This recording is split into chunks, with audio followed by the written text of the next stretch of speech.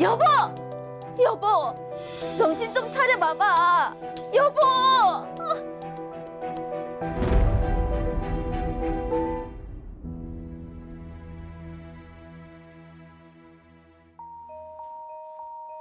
남편은 평소 우울하다는 말을 자주 했습니다. 하지만 병원에 다닐 정도는 아니라고 생각했었죠. 실제 남편 상태는 훨씬 더 심각했습니다. 다행히 그날 아침 목숨은 가까스로 구할 수 있었습니다. 여보, 우리 애들 봤으라도 기운 좀 내봐요. 괜찮아요? 물 좀 마셔봐요.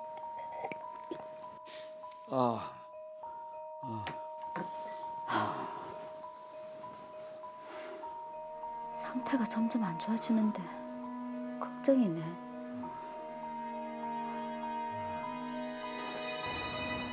남편은 그날 이후 병상에서 끝내 일어나지 못했고 결국 6개월 후 세상을 떠나고 말았습니다. 아유.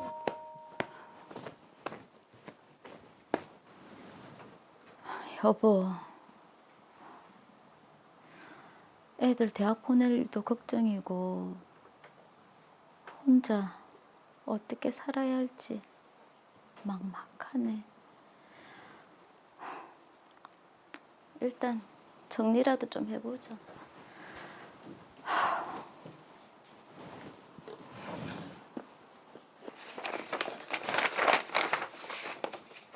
아, 보험. 사망보험금? 다른 보험도 더 있었던 것 같은데.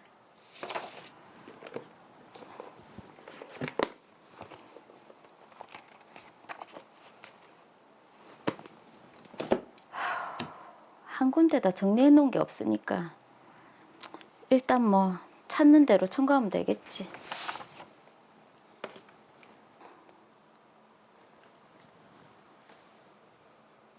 깐깐한 보험사죠. 사망보험금을 청구하고 싶어서요. 네, 계약자였던 박태영 씨가 사망했습니다. 삼가 고인의 명복을 빕니다. 지금 박태영 씨가 가입한 보험에는 질병사망보험금을 받으실 수 있는 걸로 확인이 되는데요. 이 특약 같은 경우에는 고인이 어디서 어떻게 사망하셨는지 확인이 필요한데 혹시 사망진단서를 보내주실 수 있으실까요? 네, 사망진단서만 보내면 되나요? 네, 알겠습니다. 저는 콜센터 직원 요청대로 사망진단서를 보내주었고 이후 남편의 질병사망보험금을 받았습니다. 그런데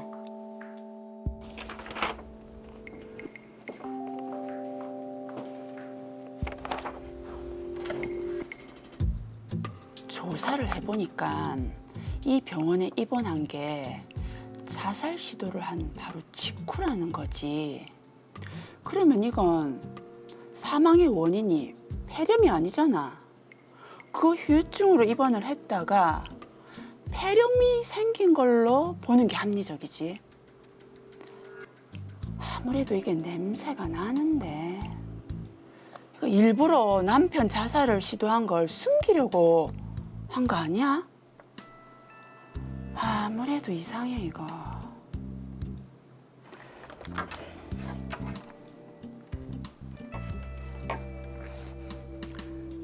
여보세요? 거기 경찰서죠? 보험 사기 신고를 좀 하려고 하는데요. 네. 네? 제가 보험 사기를 쳤다고요? 아, 무슨 그런 말도 안 되는 소리. 아, 저 그런 사기꾼 아닙니다.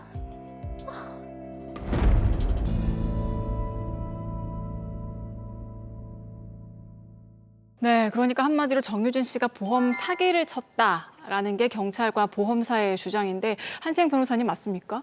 네, 맞습니다. 사기죄는 다른 사람을 속여서 재물을 편취하거나 재산상의 이득을 취득하면 성립하는 범죄입니다. 여기서 다른 사람을 속인다는 것은 상대방으로 하여금 착오를 일으키게 하는 행위를 의미합니다. 이 속이는 행위, 그러니까 기망 행위는 언어나 문자 등으로 분명히 표현되는 명시적인 방법에 의한 경우뿐만 아니라 행동을 통해서 보이는 묵시적인 방법으로도 가능합니다. 네. 또 자기적인 방법뿐만 아니라 어떠한 행동을 하지 않는 부작위에 의한 방법으로도 가능합니다.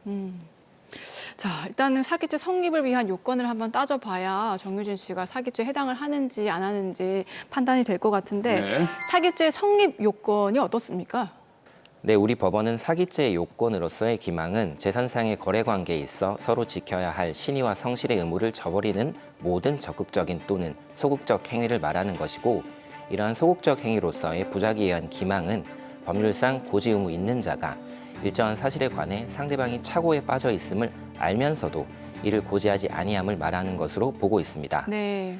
그러니까 일반 거래의 경험칙상 상대방이 그 사실을 알았더라면 당해 법률 행위를 하지 않았을 것이 명백한 경우에는 신의 측에 비추어서 그 사실을 고지할 법률상 의무가 인정되는 것이라 판단하고 있습니다. 금방 이제 일반 거래라고 말씀하셨는데 그럼 사기죄 요건이 보험 계약에도 똑같이 적용이 되는 겁니까? 네, 그렇습니다. 보험계약 관계에 있어서도 이러한 원리는 그대로 적용됩니다. 오. 보험금을 지급받기 위해서 병원 서류를 위조, 변조하거나 고의로 자신을 다치게 했음에도 불구하고 사고를 당했다고 거짓말을 하는 경우와 같이 적극적으로 보험사를 속이는 행위를 한다면 보험 사기로 처벌받게 되는 것이 당연하겠죠. 네, 그런 경우는 그럼- 당연히 또 처벌받아야 되는 거죠. 예. 네, 그리고 또 특정 질병을 앓고 있는 사람이 보험회사가 정한 약관에 그 질병에 대한 고지 의무를 규정하고 있음을 알면서도 이를 고지하지 아니한 채 그 사실을 모르는 보험회사와 그 질병을 담보로 하는 보험계약을 체결한 다음에 바로 그 질병의 발병을 이유로 해서 보험금을 청구한 경우에는 부작위에 의한 보험 사기가 인정돼서 처벌을 받을 수도 있습니다. 결국에는 보험 사기냐 아니냐를 판단하는 그 핵심은 고의가 있었느냐 하는 것이네요. 맞습니다. 보험사를 속여서 보험금을 취득하겠다는 고의가 인정돼야 사기죄가 성립하게 됩니다. 적극적인 기망 행위를 하는 경우는 그 자체로 고의가 인정될 가능성이 높지만 부작위에 의한 보험 사기의 경우에는 간혹 보험사에 어떠한 사실을 알리지 않은 것에 정말 보험 사기에 고의가 있는지 애매한 경우도 많이 있습니다. 그럼 만약에 보험 사기가 인정이 되면 이것도 처벌을 받나요? 아니면 보험금만 그냥 돌려주면 되는 건가요? 네, 보험 사기가 인정된다면 보험금을 돌려줘야 할 뿐만 아니라 형사처벌도 받게 됩니다. 네. 만약 보험 사기가 밝혀지면 10년 이하의 징역 또는 5천만 원 이하의 벌금형을 받을 수 있고 보험금은 지급받을 수 없습니다. 또 보험 계약은 해지될 수 있습니다. 자, 그럼 이 사건 같은 경우에 유진 씨는 어떻습니까? 네, 정유진 씨 같은 경우에는 남편이 최초 병원에 가게 된 사실을 일부러 숨긴 것이 아니며 또 남편이 수개월을 입원해서 치료를 받다가 결국 폐렴으로 사망했기 때문에 질병으로 사망한 것이라 생각하고 있었다고 주장할 수 있습니다. 네. 그러면 이게 분쟁이 발생하지 않으려면 보험사가 주장하는 대로 병원에 가게 된 경위, 그러니까 처음으로 가게 된 경위를 줬어야 된다는 그런 얘기인가요?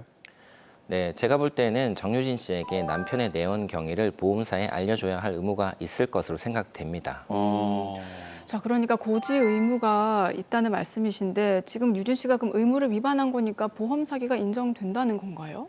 네, 의무가 있다고 하더라도 그건 아닌 것 같습니다. 이 부분을 알리지 않았다고 해서 바로 사기죄가 성립한다고 볼 수는 없습니다. 정유진 씨가 사기죄로 처벌되려면 앞에 말씀드린 것처럼 정유진 씨에게 남편의 내원 경위를 숨겨서 보험금을 지급받으려고 했던 고의가 별도로 인정돼야 합니다. 자, 그러게요. 유진 씨는 지금 뭐 고의로 이 사실을 숨겼다기보다 남편이 지금 병원에서 몇 달간 치료를 받다가 또 사망을 했으니까 당연히 폐렴으로 사망을 한 것이다 이렇게 생각을 했던 것 같은데요. 뭐 제 생각은 좀 다릅니다. 그러세요? 제가 아무래도 보험회사에 있었지 않습니까? 네. 자세히 보면 아시겠지만은 이게 그 자살을 이유로 처음에 내원했다는 내용이 뭔가 찜찜한 거예요. 드라마에서 나오지 않았지만 네. 그래서 그 내용을 쏙 빼고 알리지 않은 게 아닐까 이렇게 한번 의심을 한번 해봅니다. 분리할까 봐. 예, 분리하니까. 네, 저는 아나운서 분의 의견과 같은 생각입니다. 네, 아, 개인적으로는 정유진 씨가 의료계나 보험업계에 따로 종사해본 경험이 없는 일반인이라면 네. 남편이 수개월 동안 치료를 받은 이후에 폐렴으로 사망한 상황에서 자살 행동보다는 질병을 원인으로 사망했다고 충분히 생각할 수 있다고 봅니다. 난 보험회사를 왜 다닌 겁니까? 선한 사람을 그냥 그러니까 이게 다 너무하시네요. 모든 사실 다 의심해 봐야 되거든요. 자, 일단 그러면 정유진 씨는 고의가 없었으니까 보험 사기 혐의를 벗어날 수 있을까요? 네, 가능할 것으로 보입니다. 제가 실제로 이와 아주 유사한 사례를 직접 진행했던 적이 있는데요. 결론적으로 경찰은 의뢰인에게 보험 사기를 인정할 증거가 충분하지 않다고 판단해서 불송치 결정을 했습니다. 정유진 씨 역시 비슷한 결과를 얻을 수 있을 것으로 판단됩니다. 네. 그럼 수사기관에서 정유진 씨의 고의가 없었다 이렇게 인정될 소지가 있네요. 네, 맞습니다. 남편의 사망으로 정신이 없는 상황에서 사실 정유진 씨가 보험 사기를 치기 위해서 남편이 자살 시도를 해서 병원 치료를 받았다는 사실을 의도적으로 숨길 것이라 볼 수 없다는 주장을 수사기관에서도 수긍할 수 있을 것으로 보입니다. 그런데 제가 이 사건을 좀 더 알아본 결과 정유진 씨가 오해를 살 만한 점이 하나 있었습니다. 보험 사기로 오해를 살 만한 점 어떤 건가요? 네, 정유진 씨가 남편의 일반 사망 보험금을 받은 이후에 주치의를 찾아가서 남편이 자살한 것이 아니라는 취지로 소견서를 요청한 사실이 있었습니다. 왜 그런 행동을 하셨죠? 이게 충분히 오해를 살 수 있을 만한 그런 상황이었을 것 같은데요? 네, 수사기관에서도 아마 이 부분에 대한 혐의를 강하게 추궁할 것으로 보이는데요. 제가 상황을 알아보니 정유진 씨는 일반 사망 보험금이 아니라 상해 사망 보험금을 받기 위해서 소견서를 받으러 간 것이었습니다. 네. 상해 사망 보험금은 자유로운 의사결정을 할 수 없는 상황에서 자신을 다치게 한 경우는 고의로 자신을 다치게 한 것이라 볼 수 없고 이 경우에 상해 사망 보험금이 지급되게 됩니다. 바로 이 부분의 보험금을 청구하기 위해서 소견서를 받으러 간 것입니다. 그러니까 이게 찾아보니까 보험이 여러 개가 있었고 그중에서 이제 일반 사망 보험금을 받는 것과 네. 또 상해 사망 보험금을 받는 게 있었는데 상해 사망 보험금을 받는 그 과정에서 오해를 살 만한 그런 행위를 좀 했다. 이렇게 봐야 되겠네요. 네, 맞습니다. 그런데 사실 일반 사망 보험금과 상해 사망 보험금의 지급 조건이 다르고요.